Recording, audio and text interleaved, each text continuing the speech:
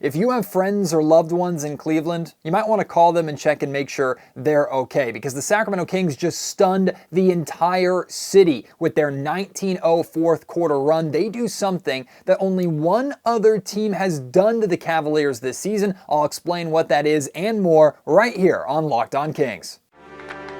You are Locked On Kings, your daily Sacramento Kings podcast, part of the Locked On Podcast Network, your team every day. And now, ladies and gentlemen, it is that time for another episode of Locked On Kings. Hello and welcome into the Locked On Kings podcast, your podcast hub for Sacramento Kings coverage all regular season long. And today's episode is brought to you by LinkedIn. LinkedIn Jobs helps you find the qualified candidates that you want to talk to faster. You can post your job for free at linkedin.com/LockedOnNBA. My name is Matt George. I have the privilege of being your host here. I'm a Sacramento sports reporter and producer at ABC 10. And what did the Sacramento Kings do when they defeated the Cavaliers 106-95? Well, they handed the Cavaliers just their second home loss of the season. The Cavaliers are 11-2 in those 13 home games that they've played so far this year. The Cavs also came into tonight's game with the number one defense in the NBA. The Kings put 106 points on them, which isn't that much. Cleveland's defense was good, but the best part is the Kings held Cleveland to just 95 points. And the way they closed this game is, of course, what everybody is talking about. The Kings trailed by 8 points with just under 5 minutes remaining. It was like 4 minutes and 50 seconds. From that point on, the Cleveland Cavaliers didn't score another point. Sacramento goes on a 19-0. It is a run. Mark Jones on the broadcast was calling it a sprint, and I think that's actually a better way to put it. The Kings sprinted through the final 5 minutes of that game, dominated on both ends of the floor, but especially defensively, which we will get into, and ended up running out of Cleveland with a big win and also a broom to boot. They sweep the Cavaliers in their two-game season series. And I mean, if these teams are going to match up again, it's going to have to be in the NBA Finals, and Kings fans can be or should be rooting for that, because Sacramento has clearly had a lot of success against the Cavaliers at full strength, and tonight not at full strength. The Cavaliers were missing Donovan Mitchell, but that's okay because the Sacramento Kings were missing De'Aaron Fox. Kevin Love also did not play in this game for the Cavaliers. He's also out, and Terrence Davis was out for the Sacramento Kings. So whether you want to call that even or not, regardless, the two arguably best players on each team not available, and this was a very back and forth, hard-fought, fun basketball game where both sides were determined to step up and make up for the fact that their two best players were missing. And it all starts with defense for the Kings. This 19-0 run, yeah, there were some great scoring moments. There was like a really big Keegan Murray three. There was a really big Kevin Huerter transition three.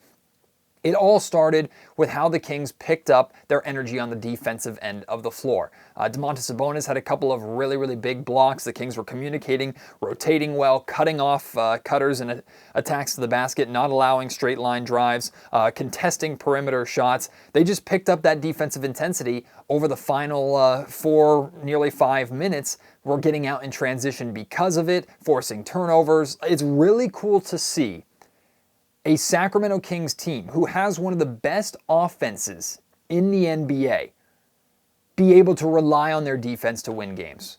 Like, this is how you can tell Mike Brown and this Kings coaching staff and this Kings roster, they're starting to figure it out, because even though they're still, I think right now, or at least heading into this game, they're still in like the low 20s, 21, 22, around that in defensive rating, and they spent some time in the teens in defensive rating not too long ago. The Kings are significantly better defensively from maybe we thought they were going to be, especially to start the season, but of course going back to last season. And we know how offensively gifted this Kings team is, but that's the sign of a really good basketball team. A team that you know offensively can go off on any given night, but on a night where they score 106 points, on a night where they're missing their best player, one of their best scorers, in De'Aaron Fox, they're still able to overcome that and win games on the road in an arena where the home team has only lost once they're able to do so off the back of their defense. That's absurd for the Sacramento Kings. That's something that this Kings organization just simply does not do. That's what separates this team apart. That's what makes this team different, because they can win in so many ways. They have so many weapons, and normally we pay attention to that mainly on the offensive end of the floor. But while those offensive weapons are very viable, while they're worth talking about, while the Kings offense and a lot of articles you're reading and national conversations you've seen around the Kings have to do with that offense, games like tonight, really over the last 4 games, 3 of the last 4 games, Sacramento has played really well defensively. They've held teams to under 100 points in 2 out of those 4 games. And the third of those 4 games, they allowed just 101 points. Now, the 4th game, they gave up 120-something to the Milwaukee Bucks, but that's the outlier. The Kings 3-1 over that stretch. They're 4-1 over the last 5 games, and they've leaned heavily on their defense in at least 3, I would say all 4 of those wins. It's a very welcome sight to see. Very welcome sight to see.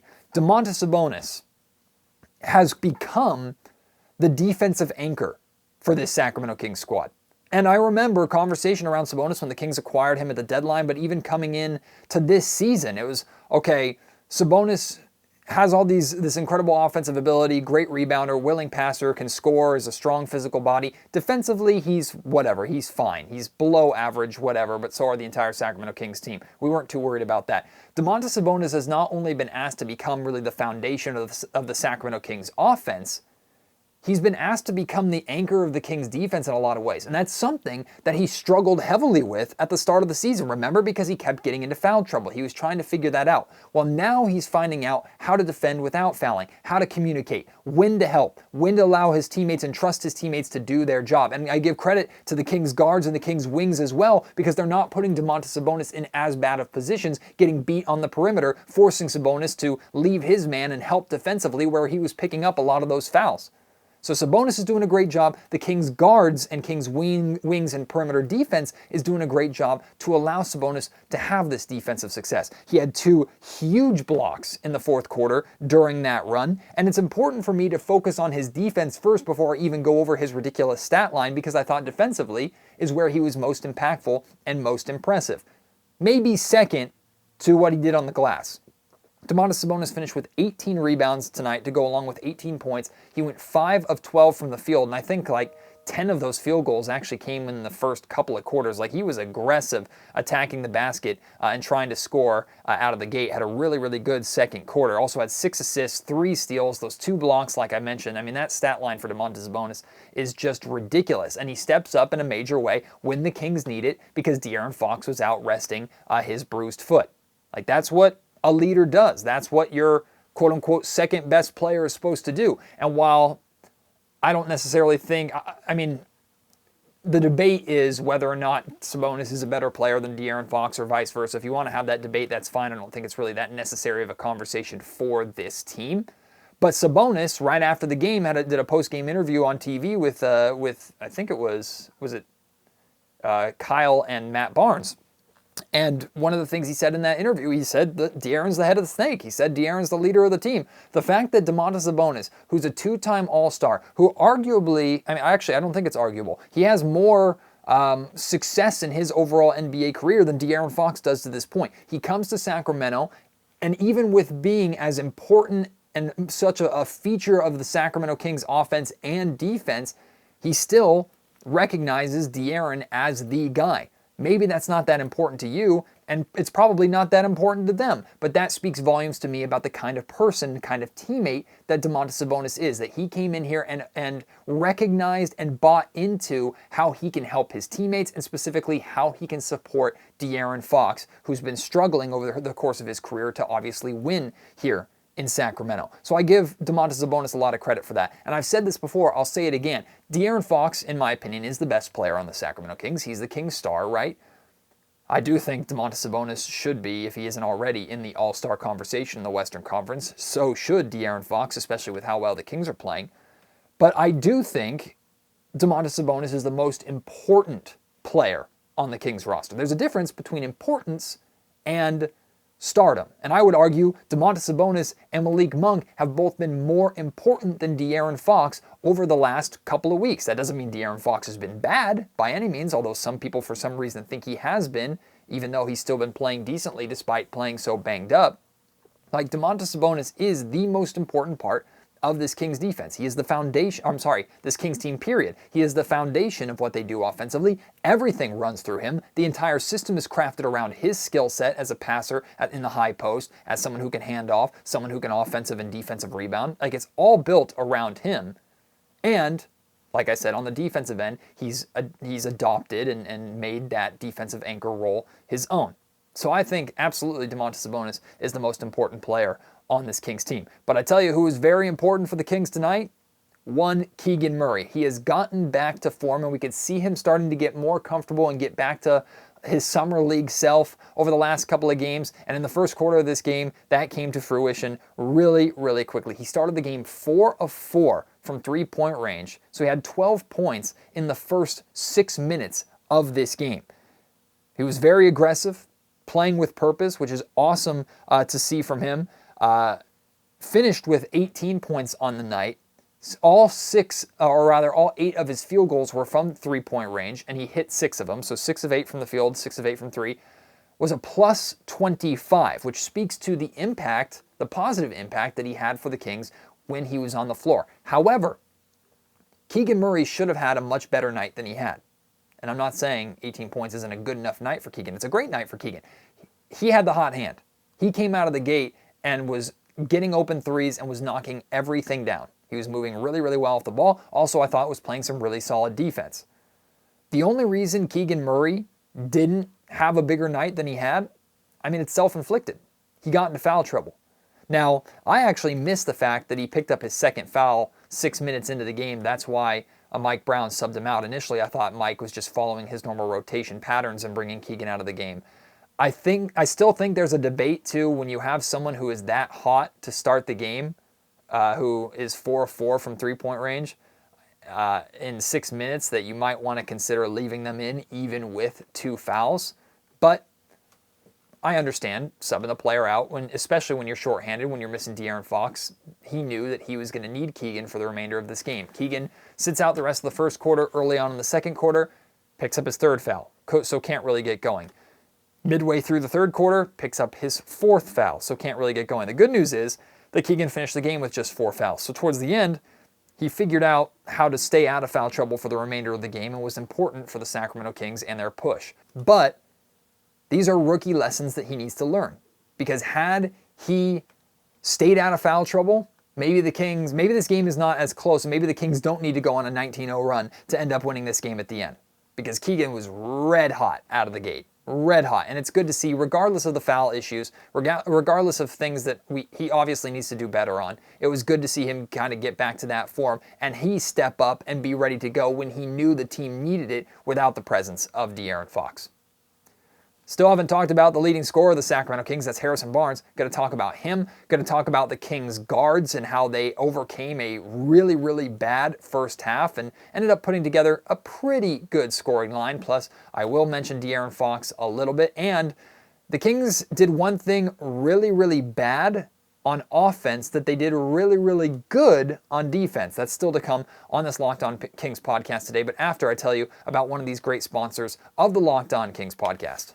These days, every potential new hire can feel like a high-stakes wager for your small business. You want to be 100% certain that you have access to the best and most qualified candidates available. That's why you have to check out LinkedIn Jobs. LinkedIn Jobs helps you find the right people for your team faster and, here's the caveat, for free. It's like having a 5-star scout available for you for no cost whatsoever. And you need those scouts, right? Just like you're trying to go out and scout the best talent to add to your basketball team to make sure that team is as good as it can possibly be. It's the same thing with your workplace, going out and trying to find those candidates who are qualified to do the job, who bring in a lot of experience. Whatever you're looking for, LinkedIn Jobs can help you find those people. They have great tools and simple tools like screening questions, making it easy to focus on candidates with just the right skills and experience so you can quickly prioritize who you'd like to interview interview and hire. It's why small businesses, not just major corporations, this is the big thing, small businesses rate LinkedIn Jobs #1 in delivering quality hires versus leading competitors. LinkedIn Jobs wants to help you find qualified candidates for free that you can talk to faster. Post your job for free at linkedin.com/lockedonnba. That's linkedin.com/lockedonnba to post your job for free. Terms and conditions apply. I got to stop doing this where I don't give Harrison Barnes the attention and recognition he deserves until the second segment of the podcast.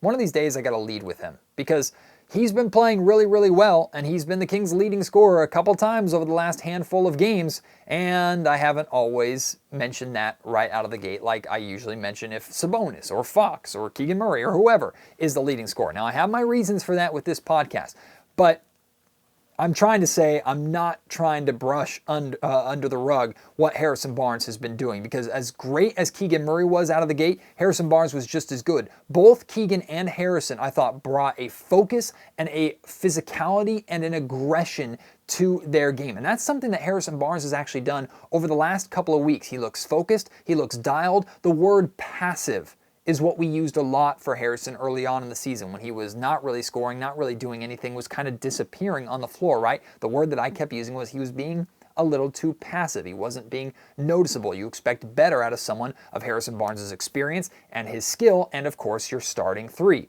Well, I'm not going to claim responsibility for Harrison figuring it out, but he's doing now exactly what I and Kings fans both want and expect, and it's directly leading to Sacramento Kings wins. Now, Harrison had a really good game, and I think might have led the Kings in scoring in their loss to the Milwaukee Bucks. That was just the second time this season that the Kings have lost when Harrison has scored 13 or more points, but they got back on track tonight. He led the Kings in scoring with 20 points, an extremely efficient 5 of 9 shooting from the field, 3 of 6 from three-point range, got to the free throw line 10 times, which is great, hit 7 of those 10 free throws. His last 5 games, Barnes has a 20-point game, which was tonight, another 20-point game in the loss to Milwaukee, 17 points, 10 points, 22 points. Those are his last 5 games. The average shooting percentage over those 5 games, 60%. He's had 3 60+% field goal games over that 5-game stretch. So not only is he shooting better, he's shooting efficiently, and he's doing so without taking a boatload of shots, which is exactly what you want and exactly what you expect out of Harrison Barnes. Harrison doesn't need to shoot a lot to score, and the Sacramento Kings don't need Harrison Barnes to shoot a lot. They have so many other shooters, so many other weapons offensively that they just need Harrison to be effective when he gets his opportunity. And the good news is, right now, Harrison is not only capitalizing on his opportunities, he's looking for them more. He has one of the quickest releases in the NBA when he catches and shoots almost in the same motion so that he doesn't have to wind up. He had a couple of those really quick catch and shoot threes on the perimeter in tonight's game. He's putting his shoulder down, using the strength that he has to get to the rim. He's also crafty, did a great job drawing fouls. Like I said, getting to the foul line 10 times in tonight's game. This is the Harrison Barnes that you should be able to get every night, and he doesn't necessarily have to score 20 points for it to be the most effective. If Harrison shot a little bit worse from the field, shot in the high 40s, he's still a 14, 15, 16 points per game scorer, which is exactly what you need from him if you're the Sacramento Kings. This stretch from Harrison has been fantastic, and I am not going to allow that to be brushed under the rug. Also, during that 5-game stretch, of course, when Harrison's been playing so well, the Kings 4-1 over that 5-game record. Over that 5-game stretch, that's also not a coincidence. The Sacramento Kings guards, playing without De'Aaron Fox, had a really rough first half. Combined, and I'm talking about Kevin Huerter, Malik Monk, Davion Mitchell, and Matthew Dellavedova. Those are the 4 Kings guards that played with De'Aaron Fox out resting his bruised foot. Those 4 combined for just 8 points on 23% shooting in the first half. Like, they just weren't good enough. And I hate to pick on Davion Mitchell because I tweeted out before the game that it wasn't just Davion who needed to step up, even though he was the one directly replacing De'Aaron Fox in the starting lineup. It was everybody who needed to step up to make up for the absence of De'Aaron Fox. And Davion, he struggled, but so did all the guards in that first half. They ended up finishing the game with a combined 39 points on 51% shooting, 15 of 29 from the field. Kevin Huerter really got going. Malik Monk started to figure things out in the second quarter. Davion Mitchell was just fine. Matthew Dellavedova took one shot. It was a three, and he hit it. But Matthew Dellavedova, I thought, provided some really solid minutes and continues to do what he does as a veteran leader. He is important to that locker room. He's important in practice. He stays ready, and when he gets his opportunity, he goes out there, and if nothing else, he keeps the status quo for Sacramento. That is very difficult to do in the NBA. Very difficult for any player to do when they don't have a consistent rotational spot. Matthew Dellavedova continues to prove that he is able to do that for the Kings, which is why Mike Brown invited him to training camp in the first place and why he actually made the roster. I still expect more out of the Kings guards. They did enough for the Kings to win this game. I expect more. And ultimately, to go back to making this about De'Aaron Fox, this is why the De'Aaron Fox playing hurt and having inefficient shooting nights was hurting the Kings' chances to win, and it would have been better for the Kings to not play him. This is why this narrative made no sense to me. Because yes, De'Aaron was not shooting as efficiently as he was to start the season, and yes, De'Aaron wasn't putting up the ridiculous numbers offensively that he was to start the season. But De'Aaron was still playing really solid defense, and over the last 7 games, De'Aaron is averaging 16 points per game. All 7 of those games, he's been playing banged up. Games 8 and Games 9, he scored 30 points in both of those games. So it wasn't long ago that De'Aaron was putting up those 30s that we love and we expect from him as the star. But during this last 7-game stretch, no, his numbers haven't been fantastic. His shooting percentage hasn't been fantastic, but he's still averaging 16 points per game. So those 16 points alone are difficult to make up, let alone his presence and what his presence, in addition to those 16 points, does for the rest of his team. When De'Aaron Fox is on the floor, defenses have to pay extra attention to what he's doing. He's such a threat attacking the basket, it opens up opportunities on the perimeter.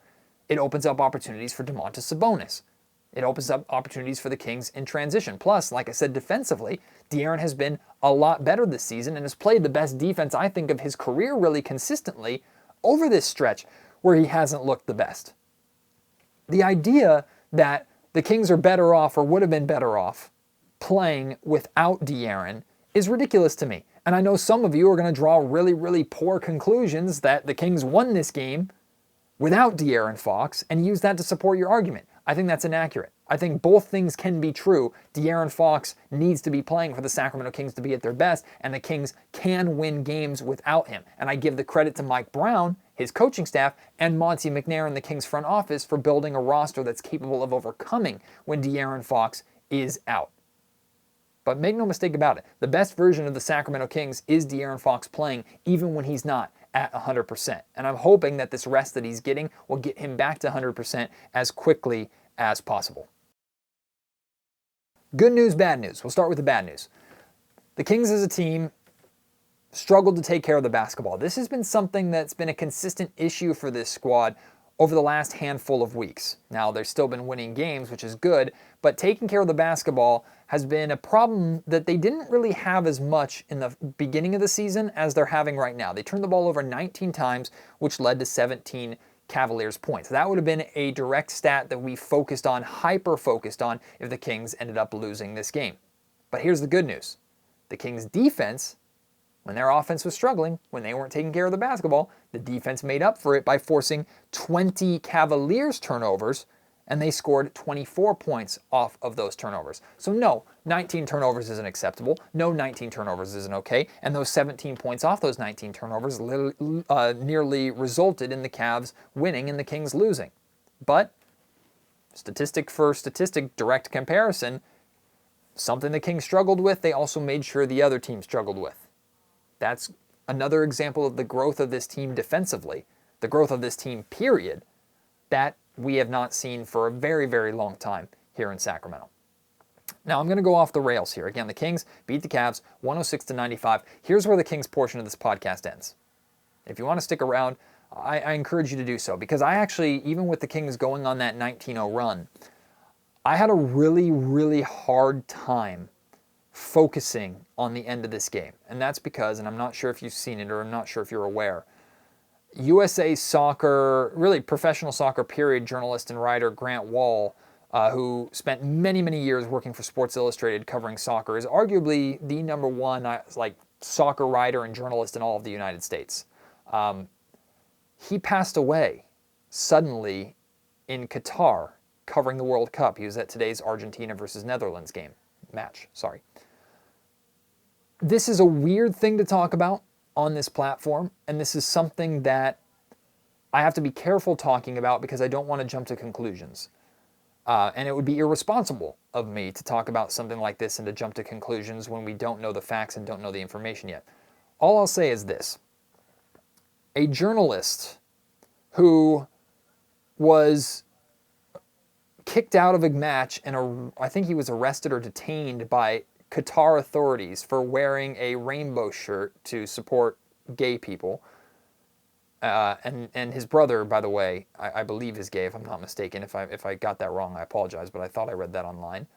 And then also just yesterday released an article where he was critical of Qatar and how the Qatar leadership and organizers have handled the World Cup and the controversies surrounding how they got the World Cup and prepared for the World Cup and lives that were lost and things like that. You can go deeper into that dive if you want to. He releases, or he has these opinions on it. He has this issue, did receive death threats, he said, when he wore that gay pride shirt. He just ends up dead.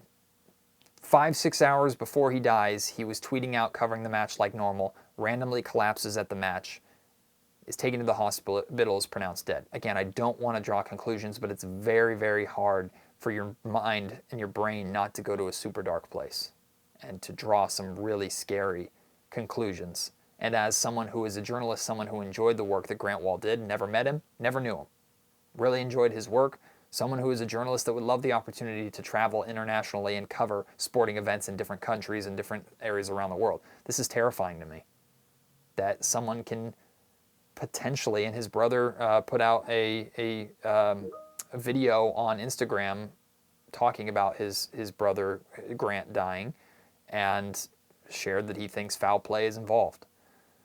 It's scary that potentially someone can be killed for their worldviews and their beliefs and their writing and their journalism that they provide.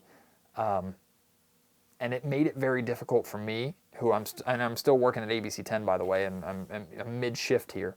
And this is a big story that we're running on ABC 10 tonight.